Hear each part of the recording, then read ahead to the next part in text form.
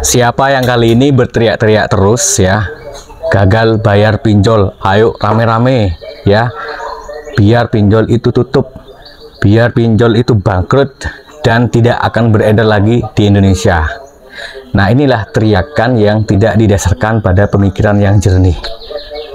Saya ngomong begini pasti dianggap saya mendukung pinjol. Tidak, ini saya akan memberikan fakta laporan terakhir apa yang sudah disampaikan oleh pihak otoritas jasa keuangan, bahwa laporan outstanding pinjol itu naik. Dan yang kedua, laporan laba pinjol dari 800 miliar ya jadi 1000 triliun. Bayangkan 1000, sekian triliun lah. Artinya di tahun ini ada peningkatan laba dari industri peer-to-peer lending yang sudah kita lihat seperti ini, semacam ini. Jadi kalau menurut saya sebagai pengisi channel Ilmu Official, bukan saya ingin mengkritik konten kreator yang kemudian tiap hari ngonten intinya ngajak orang gagal bayar biar tutup. Saya kira itu tidak mencerdaskan dan justru itu akan menjadi momok besar dan akan menjadi permasalahan yang pada akhirnya AFPI itu mencatat bahwa yang bersalah ini adalah pihak nasabah yang tidak mau tanggung jawab, yang kemudian mereka dianggap sebagai orang yang hanya mencuri uang pinjol. Nah, ini yang harus saya luruskan seperti itu loh. Jadi pasti saya siap resiko dengan apa yang saya sampaikan. Apakah kalian setuju atau tidak terserah. Yang jelas bedanya channel Ilmu Official, bukan saya mengumumkan diri pribadi, enggak. Saya ingin mengajak kalian bukan gagal bayar untuk tujuan tutup pinjol. Itu sesuatu yang apa ya, dikira sesuatu yang tidak akan terjadi penutupan gara-gara kalian. Enggak gitu. Karena itu semua ada di keputusan kebijakan pemerintah. Yang jelas, kampanye saya adalah bagaimana sekarang kita berhenti untuk berhutang. Ya, berhentilah untuk melakukan tindakan hutang konsumtif, karena ini dicatat bahwa salah satu penyebab maraknya korban pinjol karena mereka itu menggunakan tujuan untuk hal-hal yang konsumtif. Artinya begini, kita perlu belajar bagaimana kemudian menahan diri gitu loh, menahan diri untuk tidak berhutang. Nah, ini akan saya bahas pada video kali ini. Baik, sebelum itu saya ingin menyampaikan salam.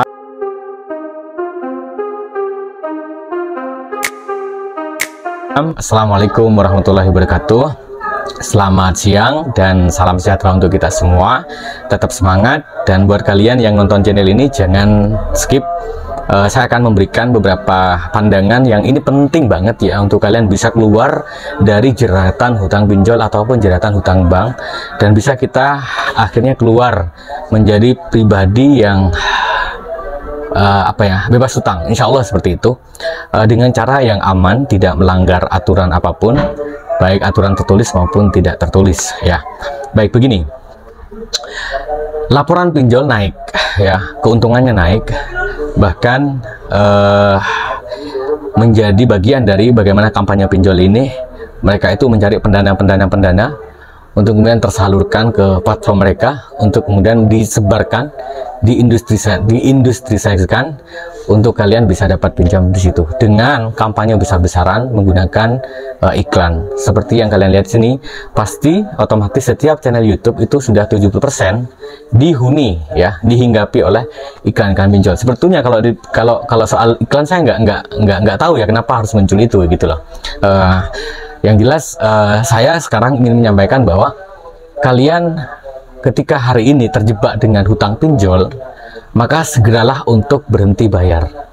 Dalam artian menunda pembayaran hingga kalian betul-betul bisa memiliki pendapatan yang bagus dan memilih skala prioritas yang benar-benar ada. Artinya kalian yang bisa menakar sendiri bagaimana pendapatan yang kalian dapatkan itu untuk kebutuhan pribadi sehari-hari dulu. Jadi semua hutang pinjol kalian itu hentikan dulu. Nah, jadi gagal bayar aja dulu. Resiko yang kalian dapatkan kan yang jelas otomatis slik OJK, ya udah. Slik OJK jelek gak jadi masalah. Artinya dengan slik OJK jelek, kalian akan terkendalikan untuk mengambil pinjol seperti itu. Apalagi aturan yang kedua sekarang itu pinjol itu hanya dibatasi 3 aplikasi. Jadi satu KTP maksimal di 3 aplikasi. Lebih dari itu sudah tidak bisa. Nah, kemudian OJK sendiri ya, OJK Malang itu udah mencatat ada 200 laporan dari konsumen yang mereka analisis hari ini. Dan juga OJK secara nasional juga sudah melakukan 34 sanksi administratif terhadap beberapa pengusaha pinjol ya yang kemudian melanggar, dan itu sudah terbukti. Jadi sekarang saat kalian gagal bayar, kan pasti otomatis kalian akan mendapati penagihan yang brutal. Misalnya nih, saya ambil contoh, ada pinjol yang kemudian dia seolah-olah sesuai aturan ketika dia memberikan peringatan atau tagihan, tapi setelah itu dia nelpon hampir 100 kali, 150. Kan belum kita lihat itu bukti bahwa itu pinjol itu. Nah, saran saya sekarang kita ramai-ramai saja ya, semua yang nonton video ramai-ramai untuk mencatat semua pelanggaran pinjol. Karena OJK tentu melihat data gitu loh.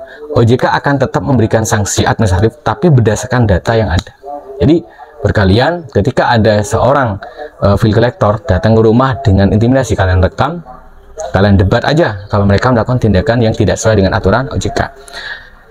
AFPI dibentuk ketika tahun 2014, itu kan tujuannya adalah yang pertama untuk menjadi jembatan perlindungan terhadap konsumen. Yang kedua, untuk mengatur ya, memberikan sanksi terhadap pinjol yang memberikan bunga atau biaya provisi administrasi lebih ketinggian kayak gitu. Nah, makanya sekarang totalnya itu per hari sebetulnya 0,8%, baik dari bunga, sanksi administratif, biaya administratif maupun biaya provisi. Itu sebenarnya 0,8% total per hari, di maksimal seperti itu. Kalau lebih dari itu pasti itu lakukan pelanggaran. Kemudian yang ketiga, sebagai AFPI ini berfungsi sebagai sertifikasi terhadap pekerja-pekerja pinjol, baik dari penagihan maupun pinjol itu sendiri. Dan informasinya ya, ini saya langsung dapatkan dari orang dekat AFPI ya, yang kemudian hari ini juga laporan-laporan yang kalian laporkan memang mereka membalas secara mesin ya, seolah-olah membalas secara normatif. Tetapi mereka itu menegaskan bahwa akan segera melakukan tindakan secara tegas melalui pemerintah tentunya dengan terjadinya kasus bunuh diri yang lagi marak hari ini ya. Jadi kasus bunuh diri ini sudah dicatat sebagai sebuah penyebab adanya pinjol yang kemudian melakukan tindakan penagihan yang di luar aturan otoritas jasa keuangan. Jadi yang pasti adalah bahwa kalian ketika kalian hari ini gagal bayar ya, pertama solusinya ini dari saya secara pribadi, hentikan atau tunda semua hutang Anda. Yang kedua, belajarlah untuk tidak memikirkan limit. Jadi ini dilancarkan supaya limitnya tinggi ya, ini dibayar, yang ini nggak dibayarkan, ini limitnya tinggi, nanti saya ambil lagi, nanti saya. Nah, itu Anda sudah memasuki kerugian, karena ketika limit tinggi, bunga juga kamu tetap dapat, kemudian denda pemotongan juga dapat, artinya bukan sesuatu keuntungan gitu loh. Kemudian yang ketiga, hindari hutang yang konsumtif. Boleh hutang ya, tapi yang produktif. Hutang produktif itu seperti apa? Hutang yang memang itu khusus usaha ya. Tentu kalau bagi yang muslim menggunakan konsep hutangnya syariah ya. Kalau yang non muslim ya terserah, dan sesuai keyakinan masing-masing. Jelas jangan sampai kalian berhutang itu untuk tujuan yang konsumtif, tapi tujuan yang produktif. Kemudian berikutnya adalah tentu ini kan secara pribadi ya, dari saya secara pribadi, mulailah untuk biasakan bangun pagi ya. Biasanya orang-orang yang bangun pagi itu rezekinya jauh lebih lancar daripada orang yang telat bangun pagi, baik rezeki batinnya maupun rezeki dohirnya.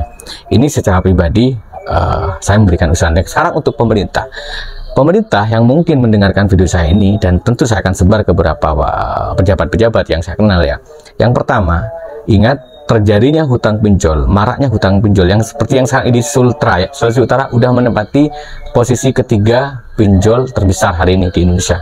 Ada laporannya seperti itu. Ini benar atau salah silahkan dicek. Yang jelas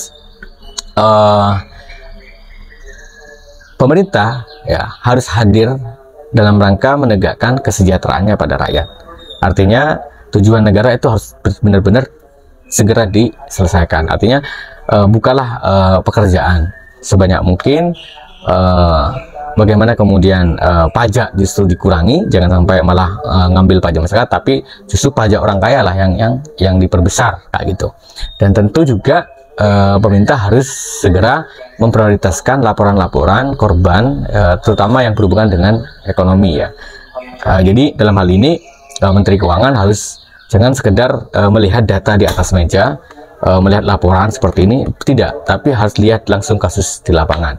Saya kira itu penting sebagai bagian dari evaluasi pemerintah. Nah, saya sebagai masyarakat sipil tentu coba hanya bisa memberikan gagasan apa yang bisa kita lakukan seperti itu. Nah, konten kreator siapapun, menurut saya jangan kalian kampanyekan orang untuk gagal bayar urusan karena ingin biar pinjol nggak ada di Indonesia. Nggak mungkin begitu gitu loh. Cara berpikir gini, maksudnya gini. Jadi kalau kali resikonya ketika kalian kampanyekan orang untuk gagal bayar untuk tujuan supaya berhenti hutang, untuk tujuan seperti perusahaan pinjol bangkrut, itu suatu yang mustahil untuk sementara ini. Kenapa saya bilang begitu? Karena justru keuntungan yang terjadi sekarang. Kenapa? Mereka udah punya konsep mitigatif. Mereka biaya iklannya besar-besaran, tapi apa namanya, operasionalnya kan tidak tinggi karena berbasis IT semua seperti itu.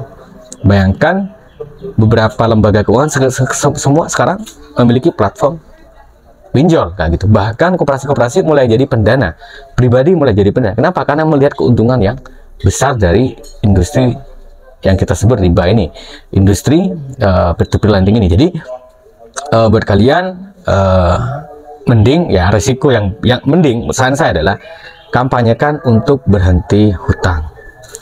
Karena tadi itu ya tidak akan bisa memberhentikan apa namanya, kalaupun kampanye kamu begitu, tidak akan bisa memberhentikan yang namanya kebijakan peer-to-peer lending akan ada di Indonesia atau tidak. Yang jelas itu udah urusan kebijakan pemerintah yang bisa nutup, bukan kalian yang teriak untuk orang gagal apa namanya ngambil uang di pinjol terus tidak dibayar, nggak gitu. Mending kampanyekan untuk tidak berhutang. Kampanyekan galbay situasional, artinya memang benar-benar sudah nggak ada uang sama sekali, sudah terjebak pinjol karena mereka nggak sadar, mereka install dengan dengan iklan yang beredar, ya udah jangan berhutang lagi seperti itu. Nah, targetkan kampanye kita adalah bagaimana mereka itu gagal bayar, dan catatlah apa yang mereka makan. Satu saat kalau ada uang, ajukan untuk pelunasan. Saya kira itu untuk menghentikan pinjol itu beredar di Indonesia, supaya karena yang dilihat itu keuntungannya kayak gitu. Terus kebijakannya juga bahayanya adalah ketika kalian disalahkan, rakyat disalahkan, masyarakat konsumen disalahkan gara-gara mereka dianggap sebagai orang yang ngambil uang, tidak bertanggung jawab. Ini yang problem akhirnya. Jadi tujuan baik tapi dengan cara yang tidak baik itu juga tidak benar. Tujuan kebaikan harus dilakukan dengan kebenaran, bukan dengan tindakan kriminal. Ya, karena membuat orang berbuat jahat. Tidak, kalau dia nggak makan, dia install uangnya dimakan. Dia kalau dia install terus uangnya dikasih farming, saya nggak tahu, mungkin itu baik ya. Secara substansial, secara administratif tetap tidak baik kayak gitu. Jadi tujuan baik, caranya harus baik. Tujuan yang tidak baik tentu akan melahirkan cara yang tidak baik. Tujuan baik dengan cara yang benar, itu yang ingin saya sarankan kepada siapapun. Ada juga yang terakhir nih ya, saya mau menyebut kontennya juga it's problem Pak, tentu bagi saya juga ya. Oke lah, saya tidak menyebut nama YouTube-nya siapa. Dia bilang begini, kalau kamu gagal bayar terus kamu nggak bisa KPR, tenang aja, bisa. Kata dia bilang begitu. Kenapa?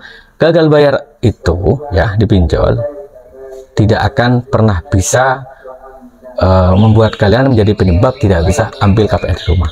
Kenapa? Kamu tinggal datang ke OJK, udah kamu nanti ACC KPR. Nah, ini taruh di mana akalnya gitu loh.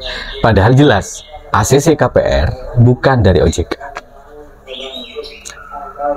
ACC KPR itu keputusan bank.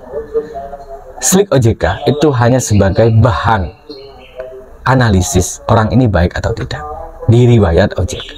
Kalau memang dia punya utang pinjol, nih solusinya. Dia ingin dapatkan KPR, lunasi. Dengan cara apa? Dengan cara negosiasi. Supaya tidak terlalu rugi, mungkin hapus denda misalnya. Atau bayar bunga sebagian, atau kalau bisa nggak usah bayar bunga sebagian, bayar pokoknya aja. Setelah itu lunasi, kamu kasih alasan ke KPR bahwa yang terjadi di pinjol seperti ini mas, begini, dan saya sudah lunas. Lihat di web sebelumnya saya lancar, ini usaha saya lancar, ini usaha saya, ini gaji saya semua.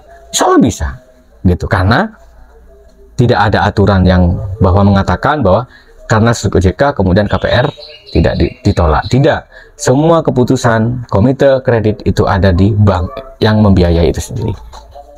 Bahwa sekarang BRI misalnya udah nggak pakai analisis lagi karena lihat OJK, itu masih bisa debatable, masih bisa dikondisikan karena ada beberapa kasus bisa setelah itu dilunasi kayak gitu.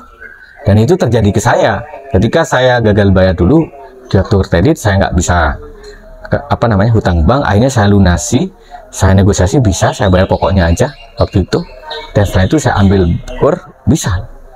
Di OJK memang macet dan udah lunas, tapi di ACC kayak gitu. Artinya bukan alasan gara-gara OJK itu menolak keputusan kredit.